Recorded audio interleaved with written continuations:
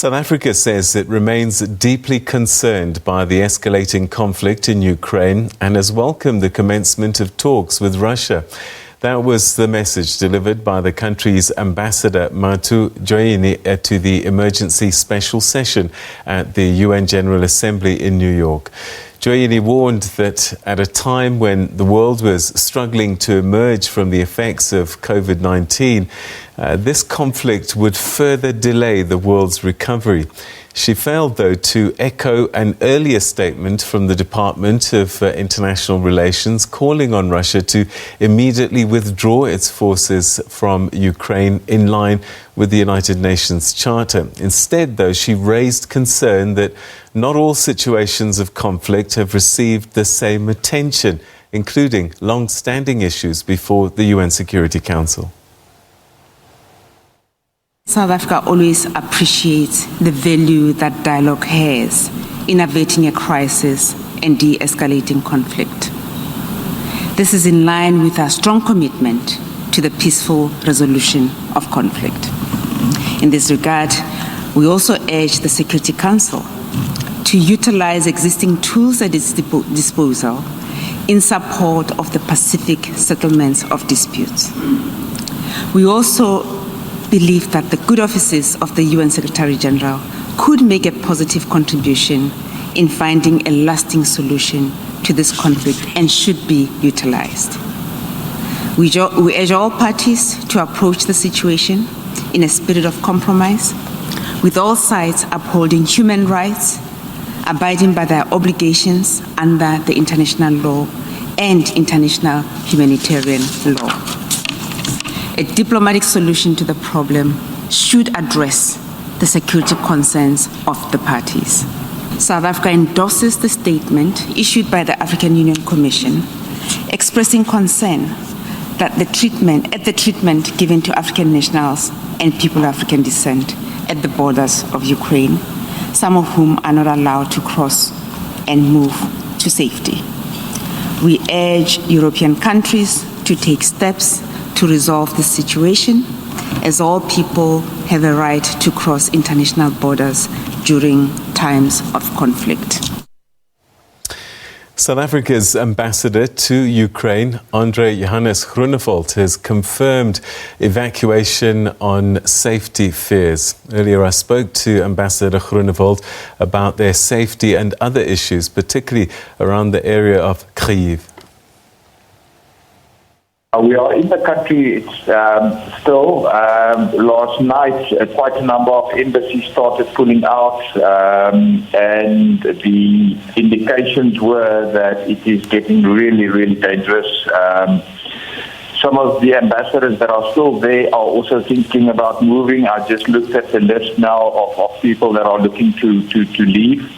The issue is the people with families, and I am moving out with families from Hungary. I'm moving with the ambassador of Nigeria because I've got my family still in. I had them still in Kyiv, as well as my colleague who also had his full family still in Kyiv. So it is getting really, really dangerous. But I can tell you from this side, we won't stop, working on on trying to assist everybody to get out of Ukraine. Do you know how many South African citizens are in the country at this time? We're talking about 32 students. Are there other citizens on top of that number? It's quite possible. Like I said, consistently is that people don't register necessarily at the embassy, so we don't always know. So more and more people, as we move through this process, are coming out and saying they need assistance, and we're building our database of that. So to hear that number makes absolute sense, because that was the number initially that we worked on, 26 initially, and 86 students from other African countries, and of course the numbers have gone up now. So we will still have some other people coming out, and of course South Africans that live in Ukraine, and South Africans married to Ukrainians are also coming to us. So we will continue to help and assist where we can.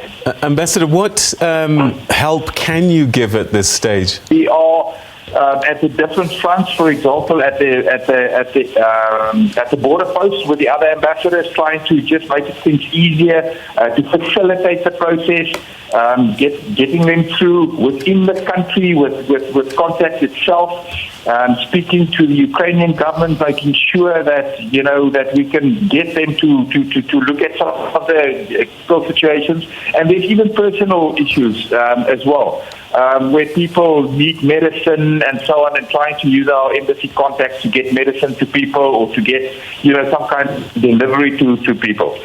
What have you seen or heard regarding the way African citizens, students are being treated at the border? There's a suggestion and reports that there's some racial profiling that's taking place and that they're not being treated all that well.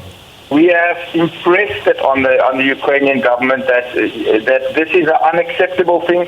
It's not just us; it's also the North Africans and the people from the Middle East that are suffering under this. I've also heard India suffering under this. So we have impressed, and the ambassador said to me, and as well as the deputy minister, it is please from their side, it is not racism, and from our side we are saying please help our people, show us that it's not racism, help us to do this.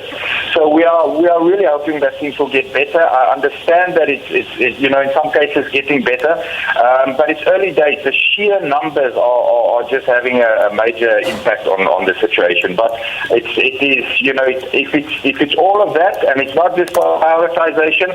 I've seen some of the videos. It's and the deputy minister tried to explain what is happening there, but we are in constant contact with them, and we are, putting a lot of pressure that our people remain safe and that this whole process is a dignified process.